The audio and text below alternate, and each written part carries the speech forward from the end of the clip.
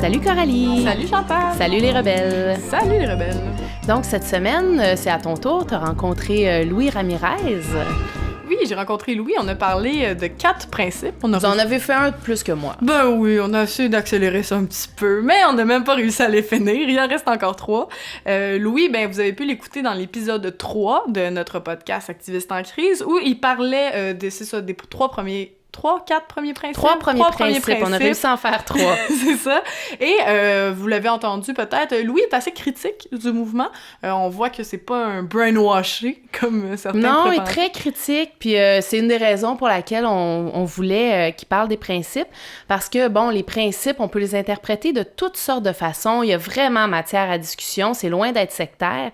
Donc lui, il a son interprétation, ses questionnements, et puis c'est super intéressant de vous présenter les principes avec déjà un regard critique, et puis vous pourrez vous faire votre idée, la même que Louis, ou une idée très différente. Yes, fait que let's go, on part ça! On part ça! Donc, cette semaine, je suis encore avec Louis Ramirez qui va nous faire la partie 2 des principes d'Extinction Rebellion. Salut Louis! Hello! Comment tu vas? Écoute, ça va. Ça va, le confinement, c'est Sans long. plus, c'est ça. Je comprends, mais écoute, on va essayer de t'occuper au moins un petit 20 minutes pour parler des principes. Ça sera déjà ça. Fait qu'avec Chantal, vous avez réussi seulement à faire 3 principes. Ouais, je vais essayer d'être plus concis. Mais écoute, sinon, c'est pas grave, comme on aime ça aller plus loin aussi dans les principes. Fait qu'on était rendu au principe 4. Nous nous remettons nous-mêmes en question autant que ce système délétère. Ouais. Tu vois, ça, c'est un de ces principes qui très vite peut retomber dans un... Tu sais, du moment où tu as une dispute, puis les deux se mettent à s'accuser l'un et l'autre, l'une et l'autre, qu'on n'est pas en train de se remettre en question, c'est un de ces principes de comportement personnel qui... Tu vois, comment t'organises un groupe qui se remet en question? Enfin, tu peux essayer d'ouvrir des espaces de dialogue et tout, mais c'est un peu un de ces principes de comportement personnel. Enfin, toi, tu le vis comment?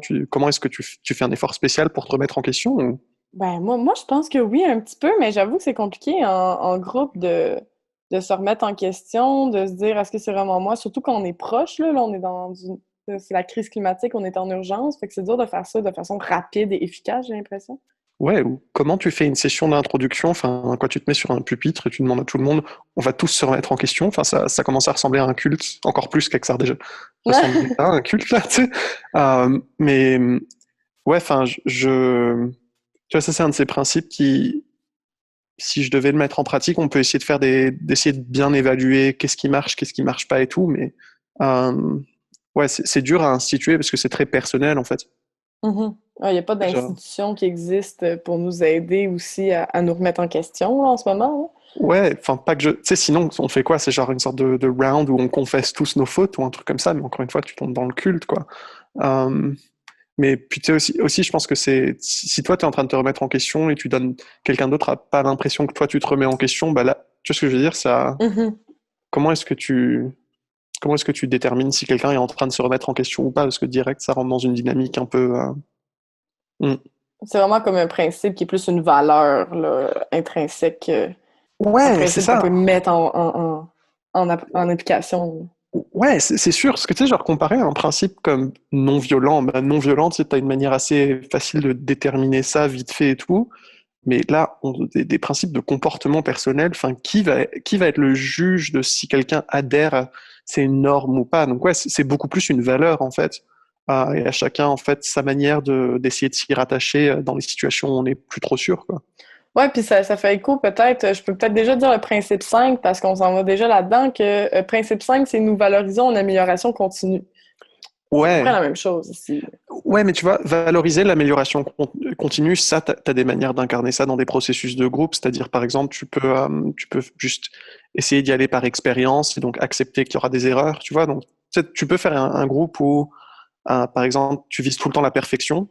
Et donc, tu vas pas lancer un programme de mob, tu vas pas faire une action avant d'être sûr. Puis là, tu sais, genre, si tu valorises l'amélioration continue, tu peux t'organiser de manière différente. Ou tu sais, tu dis, bon, essaye. Tu vois ce que je veux dire? Donc, ça se vit beaucoup mieux là-dedans, parce que c'est aussi une manière d'éviter, parce que le débat devient très très vite toxique dans ces groupes et tout. Donc si tu dis on valorise l'amélioration continue, là tu peux essayer de cultiver une éthique d'expérimentation, c'est-à-dire que si tu as un désaccord ou un truc comme ça, tu dis bon bah vas-y, essaye. Parce qu'en vrai, tu sais, genre tous les désaccords profonds qu'il y a eu, généralement, en fait, on ne sait pas trop en avance si ça va marcher ou ça va pas marcher notre truc, donc on essaye. Et on a... Oui, ça se répond super bien, en fait. C'est essaye, puis si ça n'a pas marché, remettons en question. Ouais, voilà, en fait, on pourrait les grouper, c'est ça. Non, mais c'est exactement ça, en vrai, parce que tu sais, tu penses à tous les grands désaccords qu'il y a eu. Tu sais, genre, le 13 juillet, moi, j'étais vraiment pas d'accord avec certaines décisions. Puis après, on a juste essayé, puis c'était pas pire, en fait. Tu vois, donc, genre, et pareil, des fois, tu sais, genre, il y a des lignes de coms où je suis genre, non, mais là, c'est pas XR. Puis c'est juste genre, ouais, mais essaye, parce qu'on va jamais régler ça en amont en débattant. Tu sais, genre, on va jamais trouver la vérité depuis notre réunion de coordination. Donc, c'est juste, faut bien essayer et apprendre et répéter ce qui a marché et éviter ce qui n'a pas marché et comprendre pourquoi ça n'a pas marché. Puis XR non plus n'est pas dans des bases de béton, là. Il n'y a pas de ligne de partie XR là, non plus. Là. Ouais, non, vraiment pas. Bah, tu sais, genre, t'as certains traits, mais exactement, tu sais, genre, t'as pas.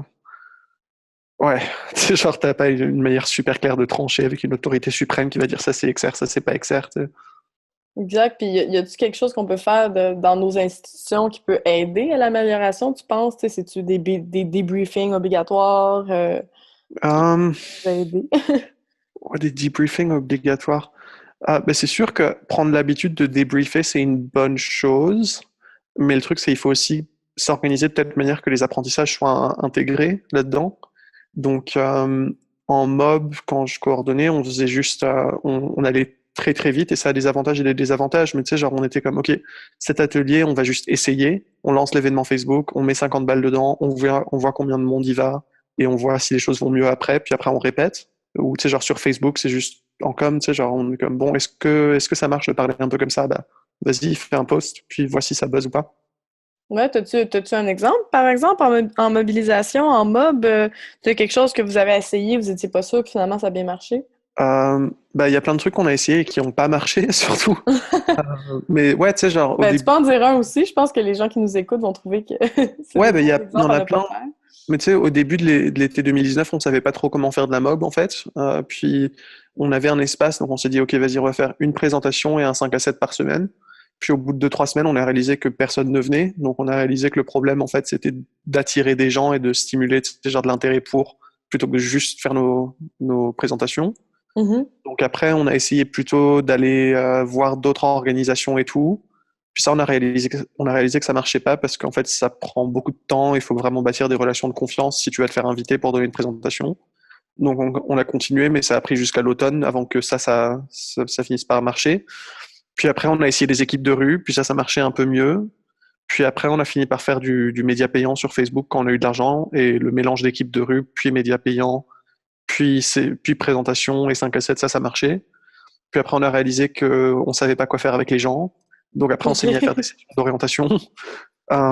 Puis après, on a réalisé qu'elle marchait pas très. Tu vois, donc c'est juste à chaque fois, juste la manière de mobiliser a vraiment changé. Et Puis à chaque fois, vous êtes remis en question, j'imagine aussi. ouais, et maintenant, on est en train de remettre en question tout ce modèle-là, en fait, où on réalise que d'aller trop vite et de faire des solutions à court terme, comme ça, on finit par se perdre dans des solutions à court terme. Donc maintenant, on est carrément en train de remettre en question toute cette manière de se remettre en question. Puis est-ce que vous faites ça pendant le confinement un petit peu? Est-ce que vous pensez à ces affaires-là? Vous êtes en pause au niveau de la mobilisation en ce moment? Bah ça c'est plus de la mob, ça c'est juste un programme avec la coordination qui juste il y a un gars qui est venu puis il a fait des entretiens et tout et il a réfléchi un peu à ce qui se passait puis en fait il a montré de manière assez importante qu'en fait on était juste en train de nager dans des solutions court terme à des problèmes qui étaient passés et qu'il y avait des dynamiques en jeu qu'il fallait challenger là-dedans et que ça allait plus profondément dans la manière où on comprenait le leadership et les rôles dans nos groupes et tout. Ouais, tu sais, se remettre en question et l'amélioration continue, c'est un peu un truc qu'il faut juste, bah, c'est con à dire, mais il faut juste continuer à le faire. Et il y a certains trucs qu'on fait assez bien pour ça, et puis il y en a d'autres, je suis sûr il y a plein de trucs qu'on n'apprend pas en même temps. Ah, c'est bon Ouais, ça. Bon, ben, on n'est pas parfait, hein, pour ceux qui pensent que XR pense qu'il est parfait, puis tout, qu'on est des secs. Je pense que t'as bien montré à date qu'on se remet pas mal en question. XR, en grande partie, c'est une longue série d'erreurs plus ou moins évitables, avec des bons trucs qui se passent aussi, quoi.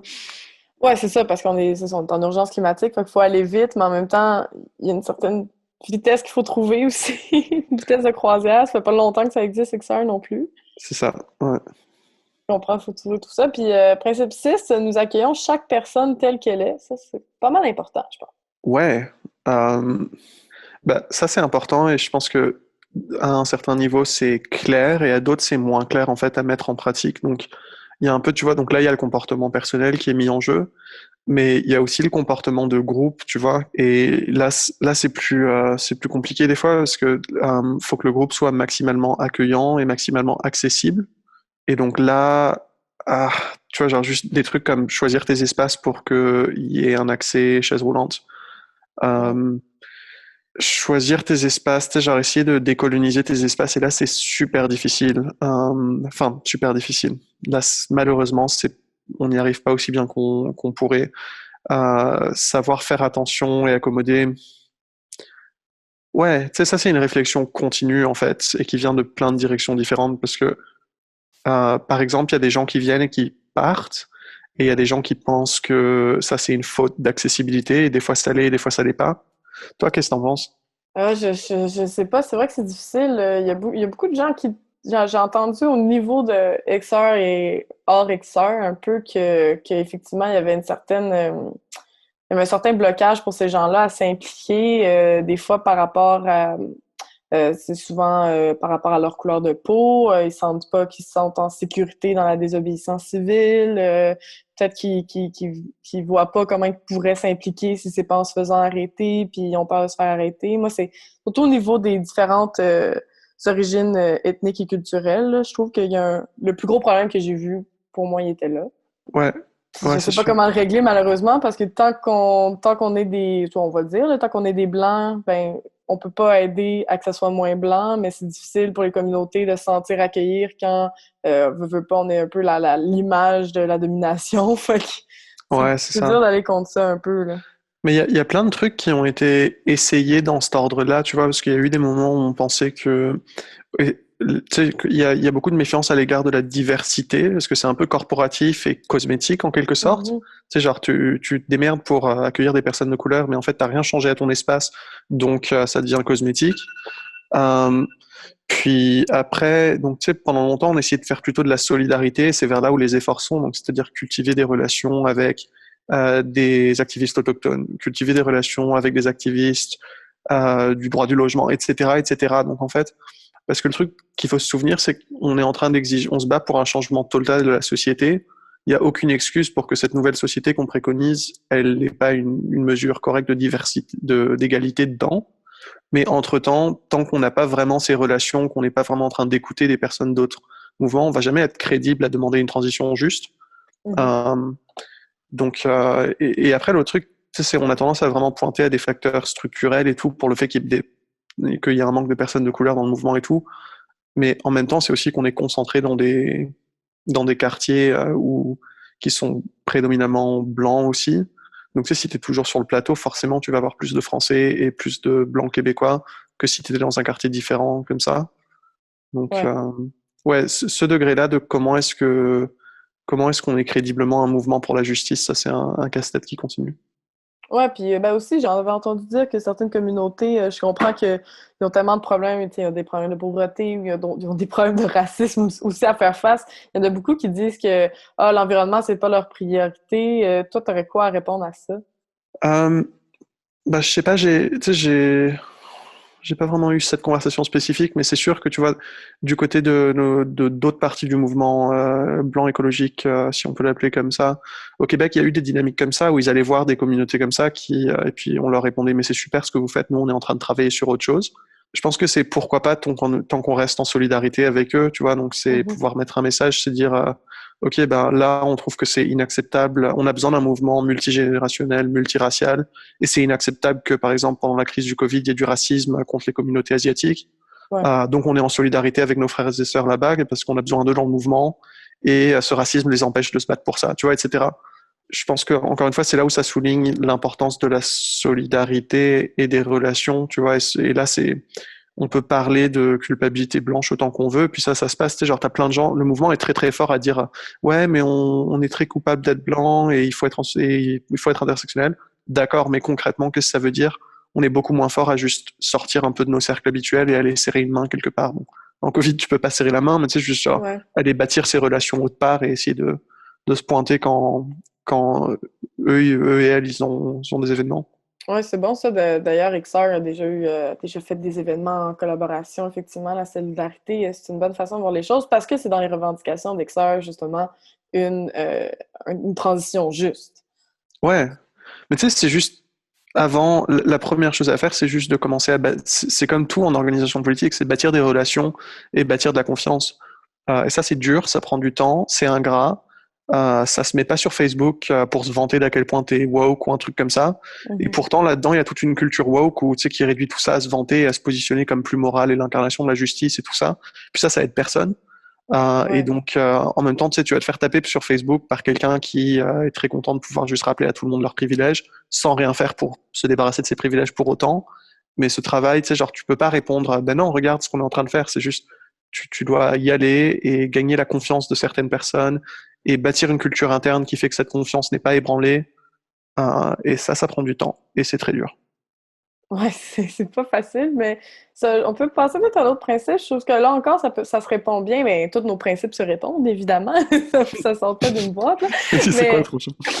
c'est nous, principe 7, nous combattons le pouvoir centralisé. Fait que dans le Aïe, fond, aïe, aïe. d'être décentralisé, ça va enlever certaines classes, mais ça non plus, c'est pas facile. Mais c'est juste aussi que tu sais, il y a plein de gens qui sont tout le temps. Enfin, qu'est-ce que ça veut dire pour toi décentraliser? Parce que mise en pratique, ça peut vouloir dire plusieurs choses. Donc, pour toi, c'est quoi la décentralisation? Mon Dieu, pour moi, la décentralisation, c'est qu'on n'attend pas le go de quelqu'un avant de faire quelque chose. À peu Ok. près, en une phrase. Est-ce que ça veut dire chacun pour soi et tu sais, tout le monde peut faire ce qu'il veut? Non, pas nécessairement. J'ai l'impression Voilà. que c'est ça, c'est un peu des deux, mais c'est encourager l'initiative autant que de se consulter tout le monde ensemble, j'ai l'impression. Ouais, mais tu vois, c'est ça le truc avec décentralisation, c'est que mis en pratique, il y a plusieurs manières de mettre ça en pratique et ça génère beaucoup de manque de compréhension. Donc, par exemple, il y avait un moment où le groupe de com a émis une politique sur la prise de parole médiatique de porte-parole d'XR en dehors d'XR. Puis t'as quelqu'un qui m'appelle et qui est juste genre non, mais on est un groupe décentralisé et tout. Et c'est genre ouais, on est un groupe décentralisé, mais ça veut pas dire que tout le monde veut faire ce qu'il ou elle veut. La manière concrète où on décentralise chez XR, c'est qu'on distribue l'autorité et qu'on distribue toujours l'autorité vers l'extérieur des groupes et qu'on a tendance à essayer d'éviter la prise de décision de groupe. On va dire, ok, vous cinq, vous faites la communication, Facebook, médias sociaux, médias traditionnels, disons. Puis après, dans ce groupe-là, on va dire, ok, vous deux, vous faites Facebook, donc gestion de communauté, réponse aux messages, contenu, etc. Et puis après, là-dedans, on va faire, ok, toi, tu vas faire le contenu, toi, tu vas faire la copie, donc on repousse toujours les décisions vers l'extérieur. Mais reste que la décision revient bien à un groupe ou à quelqu'un. Donc ça, c'est plus ou moins la manière où on décentralise chez Axar. Mais encore une fois, tu as plein de manières différentes de décentraliser. Puis ça aussi, j'imagine que vous remettez ça en question. Ouais, bah, c'est sûr qu'en fait, ça prend un équilibre entre les décisions de groupe et les décisions, distribuées. Puis des fois, ce qui se passe, c'est que quand tu distribues trop, tu n'as plus d'esprit de groupe en fait, et personne ne se connaît, et donc tu n'as plus vraiment de Mhm. cohésion dans ton organisation. Donc là, c'est sûr que on est en train d'essayer de s'améliorer aux discussions de groupe. Oui, Parce puis c'est que pas facile aussi quand il y a des activités secrètes qui se préparent, des actions. On peut pas nécessairement en parler à tout le monde. C'est dur de se parler tout le monde en tant que groupe et aussi de faire des affaires en secret, là. ouais, et aussi de faire des affaires tout court. Parce que le truc, c'est que tout le monde a toujours son opinion sur tout. Mais quelqu'un qui est prêt à entreprendre un projet contre quelqu'un qui est prêt à commenter son opinion sur Facebook ou en face, c'est un rapport de 1000 contre 1. Donc c'est très difficile aussi de s'organiser si tout le monde peut venir ramener sa fraise et donner son opinion là-dedans. Donc c'est un peu trouver cet équilibre entre de quoi on discute pas, qu'est-ce qu'on délègue pas. L'assemblée générale qu'on avait faite en février de 2020, c'est Oh, la oui. première fois qu'on avait fait ça dans un an et demi. Oh mon Dieu. OK. Ouais, C'est fou. Puis je pense que vous en aviez parlé un petit peu avec Chantal, mais moi, je trouve que le plus gros problème dans le pouvoir décentralisé, c'est qu'il y a une hiérarchisation un petit peu historique qui a lieu sans qu'on le veuille, donc des gens qui sont là par expérience, qui ont nécessairement plus de pouvoir ou plus d'influence dans le mouvement parce que ça fait plus longtemps qu'ils sont là. Moi, c'est mon impression. Ouais, et tu vois, je pense qu'il y a on est en train de vraiment réfléchir à ça en ce moment, à la décentralisation et non-hiérarchie. Il y a des gens qui veulent dire, ça aussi, ça a tendance à vouloir dire plein de trucs différents. Et donc ça peut générer un peu des problèmes là-dedans, parce que décentraliser et de manière non hiérarchique. Enfin, décentralisation, ça veut pas dire pour autant que personne n'accumule du pouvoir. Enfin, tout le but d'une campagne politique, c'est d'accumuler du pouvoir et de l'utiliser pour un monde meilleur. Au moins, je crois. Donc là, la question, c'est plus comment est-ce qu'on distribue le pouvoir de manière équitable et juste et responsable dans le mouvement, que comment est-ce qu'on s'assure que personne n'a de pouvoir. Le truc, c'est là-dedans, tu sais, genre des gens qui s'énervent que quelqu'un a à voir, mais en fait qui n'ont aucune idée de ce qu'ils aimeraient faire à la place, donc qui s'opposent juste au fait que qui que ce soit ait quelconque pouvoir de faire quoi que ce soit, sans en fait vouloir que ce pouvoir soit utilisé pour autre chose. Personnellement, moi, je vois là-dedans une dynamique un peu toxique des fois. Donc, en fait, ça touche plutôt au principe de non-hiérarchie, non? Mm-hmm. Mais effectivement, que le pouvoir centralisé, le pouvoir peut être distribué, mais juste pas central. C'est quand même, effectivement, c'est différent. Le principe l'explique bien. Ben, ouais, tu sais, c'est juste que genre, la non-hiérarchie, il y a différentes manières, comme la décentralisation, d'organiser la non-hiérarchie. Parce que tu vois, si tu fais par exemple que toute décision doit être soumise au consensus, là, c'est censé être non hiérarchique, mais c'est centralisé parce que tu centralises à un groupe de personnes qui font un consensus sur tout. Mais le truc, c'est encore une fois les dynamiques qui peuvent accumuler du pouvoir dans une personne en consensus.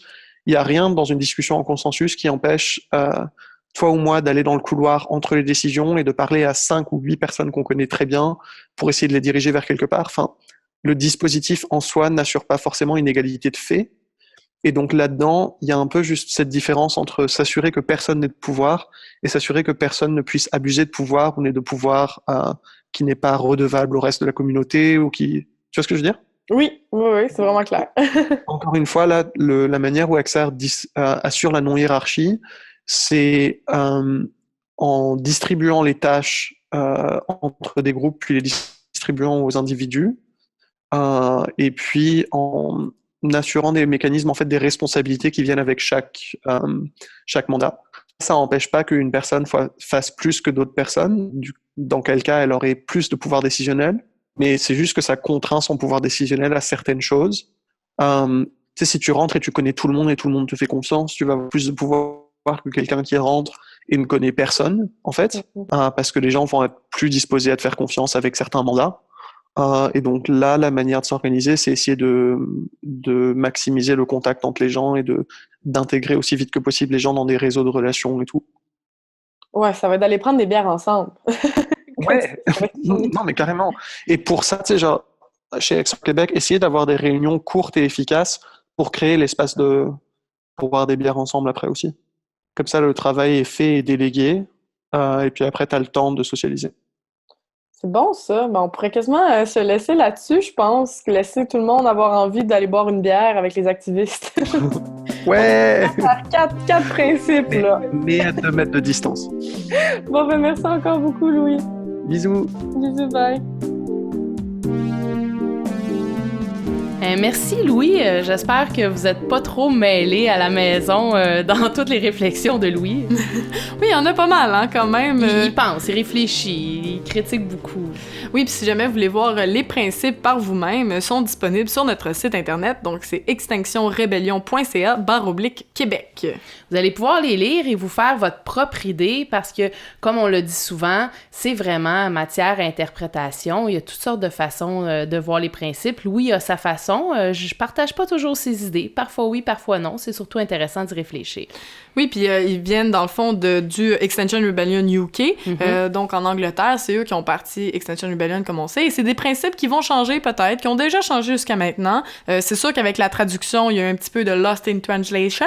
Fait que c'est des choses qui arrivent, mais c'est le fun d'en parler, d'y penser. Est-ce qu'on veut rajouter des principes à m'amener, en enlever? Ça, c'est toutes des questions qui sont pas coulées dans le béton, dans le fond. Non, puis de quelle façon on les interprète? Parce que c'est beau de dire que c'est horizontal, mais qu'est-ce qu'on veut dire par là? Qu'est-ce que ça signifie pour notre groupe, pour notre région? De quelle façon on veut vivre ça? Et il faut toujours s'améliorer et réfléchir. Donc, on continue. Puis on espère que la prochaine fois qu'on va voir Louis pour les principes, on va les terminer déjà, puis on va le faire en vrai. Parce que là, c'est bien beau se faire des entrevues sur notre sofa. À m'amener, on a hâte de voir Louis, de voir du monde, de voir les militants, les militantes, puis de jaser les principes, de jaser la révolution ensemble. On espère que ça va avoir lieu bientôt. On espère qu'on va avoir du monde. Ça va faire changement. Bien hâte de ça. Donc, en attendant, bonne semaine. Bonne semaine, les rebelles!